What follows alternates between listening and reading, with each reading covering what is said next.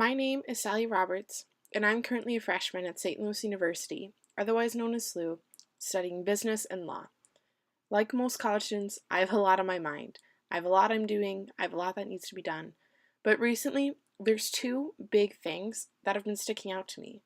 They've become more front and center in my life, and I'm realizing how much they impact everyone else as well, and there's really something that needs to be done about it. These two things are racism and feminism. They're pretty big issues that need to be talked about, but one primary difference is that racism has a negative connotation, while feminism typically has a positive one. But there are a lot of questions that come along with it. Why are they such a big problem? Can an African American person be racist? Can men be feminists? There's a lot of questions that come along with it, and it's only natural to be asking these questions. Hopefully, though, at the end of this video, all of these questions will have answers, and we'll not only have a better understanding of them, but how we can combat them to make the world a better place. So the first thing you need to know about racism is that it's when one group has power over the other in society. This is typically the dominant group, so with racism it's Caucasians. And the minority groups are African Americans, Asians, whatever. It's really important to remember that one group has power over the other. That's what makes it racist.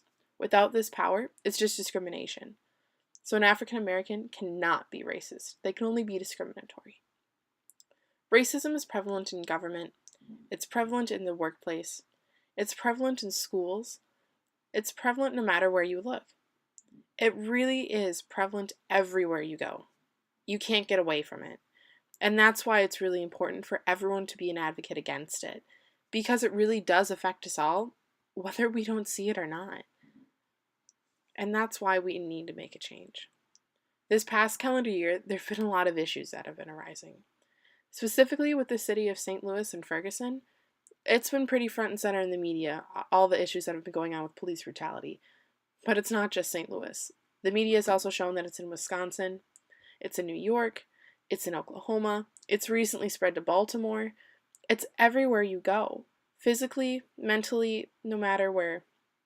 That's why it's such a big issue.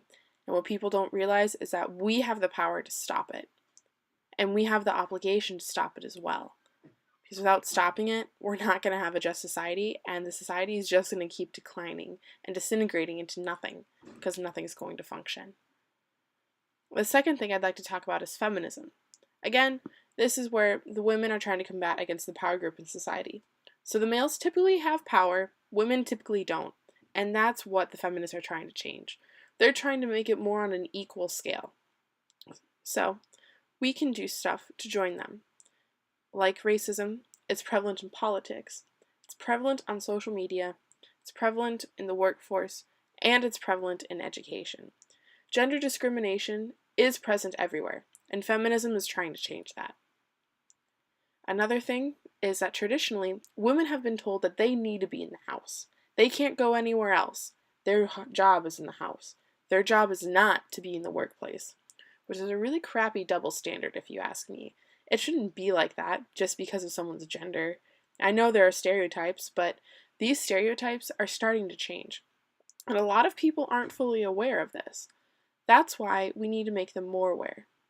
As a matter of fact, nowadays, the home is starting to be more dominated by men. They're staying home and taking care of the kids, and these numbers are skyrocketing. And as this continues to go up, it's going to be easier to spread feminism and encourage everyone else to join, because guys are being told that they can't be a part of it. But what can we do to change it? That's the really big question here. And unfortunately, there's not a lot of easy answers, but we know there are some, which is great for us. We can put a little check mark by it and know that we're actually going to make a difference, which, hey, makes us feel pretty good. So, one thing to keep in mind when you're trying to make a difference is where you are. And here on SLU's campus, it's important to realize we're a Jesuit community. But what does that mean exactly? Well, Jesuits are, yes, they're Catholic, they're Christian, but they also value equality, and they try to combine these two to achieve justice. So they're kind of like the forerunners of the Catholic community.